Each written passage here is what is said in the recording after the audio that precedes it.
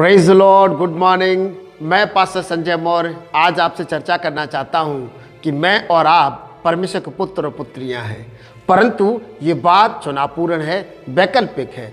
क्योंकि यूहन्ना की किताब 1 अध्याय उसकी 12 आयत में लिखा है, यीशु का वचन कहता है, परंतु जितनों ने उसे ग्रहण किया उसने उन्हें परमेश्वर की संतान होने का अधिकार दिया, अर्थात उन्हें जो उसके नाम पर ईमान रखते हैं। देखिए, यदि मैं और आप ईश्वर के पुत्र और पुत्री बन जाएं या कहलाएं तो इसके लिए ये शर्त है, इसके लिए ये चुनाव करने की आवश्यकता है कि मैं और आप प्रभु यीशु मसीह को ग्रहण कर लें। क्योंकि लिखा है, जितनों उसे ग्रहण किया उसने उन्हें, अर्थात यीशु मसीह ने उन्हें परमेश्वर की संतान होने का अधिकार दिया।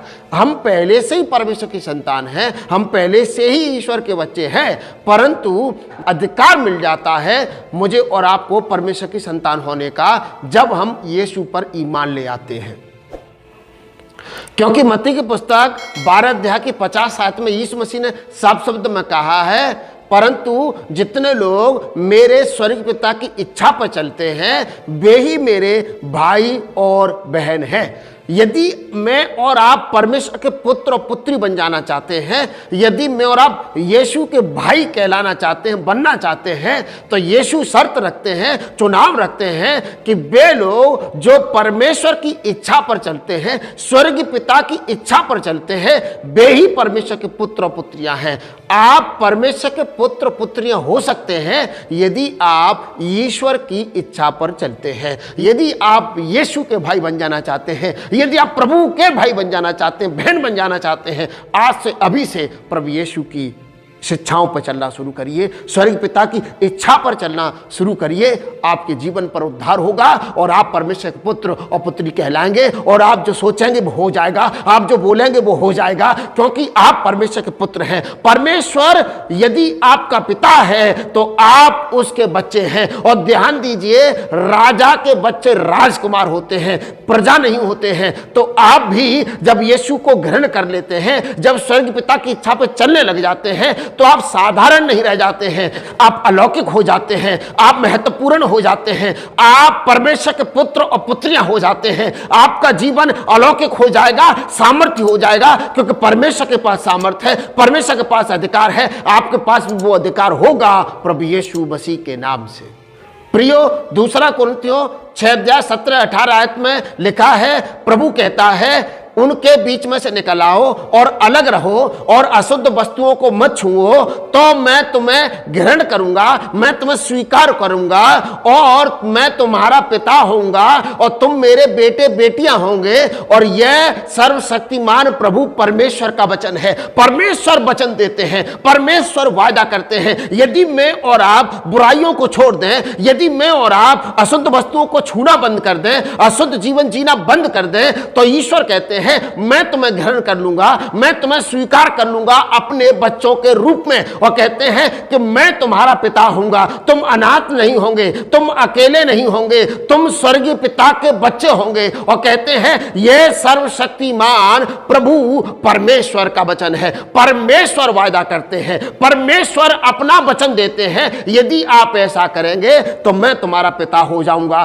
तुम मेरे बेटे बेटियां हो जाएंगे। मेरे प्रियो, मैं आपको इंकरेज करना चाहता हूं, मैं आपको उत्साहित करना चाहता हूं, सिर्फ बाइबल पढ़ के, सिर्फ उपवास करके, सिर्फ दान दशाम दे करके, सिर्फ संडे की छुट्टी करके, चर्च जा करके अपना समय बर्बाद मत करिए। ईश्वर की इच्छा पे चलना शुरू करिए। ईश्वर की इच्छा सिर्फ चर्च जाना नहीं है, ईश्वर की इच्छा सिर्फ दान दशाम देना नहीं है, ईश्वर की इच्छा सिर्फ उपवास करना नहीं है। ईश्वर की इच्छा यह भी है कि आप वे ही काम करें जिनको करने की परमेश्वर ने आज्ञा दी है। और आप अपने अंदर से अपने जीवन को साफ सुथरा रखें, पवित्रता का जीवन जीने की कोशिश करें, आध्यात्मिक जीवन जीने की कोशिश करें, ईश्वर की इबादत में लगे रहें। ईश्वर की इच्छा है कि आप हर बात में ईश्वर को धन्यवाद देते रहें और आप परमेश्वर के पुत्र पुत्री हो जाएंगे और कहलाएंगे। और परमेश्वर मुझे आपको प्रॉमिस करते हैं, वायदा करते हैं प्रभु यीशु मसीह के नाम से। इसलिए मैं बार बार कह रहा हूं, आप ऐसे ही परमेश्वर के पुत्र पुत्री नहीं है, आपको यह अधिकार प्राप्त करना है, आपको इसके लिए चुनाव करना है, आपको यीशु मसीह को स्वीकार करना है, आपको परमेश्वर की इच्छा पर चलना है। तब बाइबल आपको वायदा करती है कि आप परमेश्वर के पुत्र पुत्री हो जाएंगे प्रभु यीशु मसीह के नाम से। आपके उत्साह के लिए मैं एक वचन और बोलना चाहता हूं। इब्रानियों 2 अध्याय उसकी 11 आयत लिखा है, क्योंकि पवित्र करने वाला और जो पवित्र होने वाले हैं वे सब एक ही वंश के हैं, इसलिए वह उन्हें भाई कहने से नहीं लजाता है। मैं आपको इंकरेज करना चाहता हूं, आप साधारण व्यक्ति नहीं हैं, आप कॉमन मैन नहीं हैं, आप असाधारण हैं, आप अलौकिक हैं, आप स्वर्गीय हैं, आप स्वर्गीय पिता की संतान हैं। इसलिए बाइबल कहती है यीशु मसीह और मैं और आप, हम सब एक ही वंश से हैं, हम परमेश्वर के वंश के लोग हैं, हम परमेश्वर की संतान हैं, हम एक ही घराने के सदस्य हैं। इसलिए आप निराश ना हो, आप दुखी ना हो, आप अपने आप को कमजोर ना समझें, क्योंकि आप यीशु मसीह के भाई हैं। आप मेरी बहन, आप यीशु मसीह की बहन हैं। मेरे भाई, आप यीशु मसीह के भाई हैं। और यीशु मसीह अलौकिक है, यीशु मसीह सामर्थी है। वो जो सोचता है वो हो जाता है, वो जो करता है वो हो जाता है, वो बोलता है वो हो जाता है। और आप भी जो बोलेंगे वो हो जाएगा, आप जो सोचेंगे वो हो जाएगा, क्योंकि आप यीशु मसीह के भाई हैं, आप यीशु मसीह की बहन हैं। आप और मसीह एक ही वंश से हैं, एक ही डीएनए से हैं। आप स्वर्ग से हैं, स्वर्गीय पिता की ओर से हैं, स्वर्गीय पिता की आप संतान हैं। परंतु ये बात चुनाव पूर्ण है। आपको ये चुनाव करने की आवश्यकता है कि आप अपने स्वर्गीय पिता की इच्छा पर चलते हैं कि नहीं। यदि आप अपने स्वर्गीय पिता की इच्छा पर चलते हैं, यदि आपने यीशु को अपना मुक्तिदाता के रूप में स्वीकार कर लिया है, ग्रहण कर लिया है, तो बाइबल वादा करती है कि उसने मुझे और आपको परमेश्वर की संतान होने का अधिकार दे दिया है प्रभु यीशु मसीह के नाम से।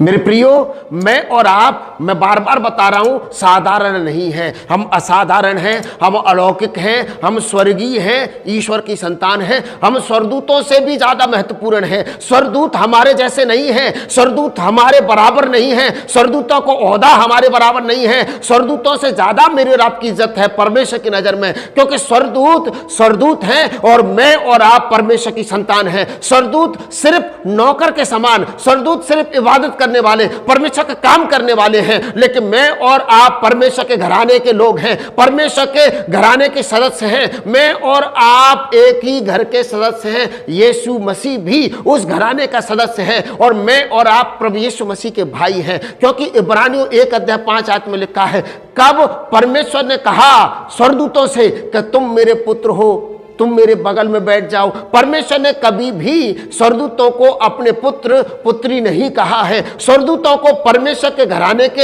होने का अधिकार प्राप्त नहीं है। स्वर्गदूतों को परमेश्वर के पुत्र होने का अधिकार प्राप्त नहीं है। मैं और आप परमेश्वर के पुत्र पुत्री हैं, मुझे और आपको यह अधिकार प्राप्त है।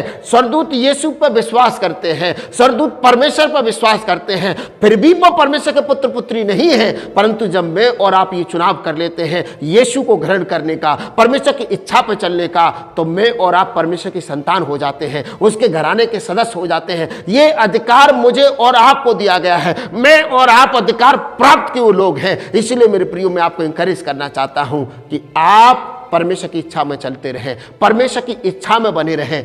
आप जो कहेंगे वो हो जाएगा, आप जो सोचेंगे वो हो जाएगा, क्योंकि आप परमेश्वर की संतान हैं। आप अलौकिक जिंदगी जीने वाले हैं और आपके पास वो अलौकिक जिंदगी दे दी गई है प्रभु यीशु मसीह के नाम से। प्रियो, इब्रानियों 1 अध्याय 14 आयत में परमेश्वर ने क्लियर किया है स्वर्गदूतों के विषय में। लिखा है, क्या वे सेवा टहल करने वाली आत्माएं नहीं हैं जिन्हें परमेश्वर उद्धार पाने वालों की सेवा के लिए भेजते हैं।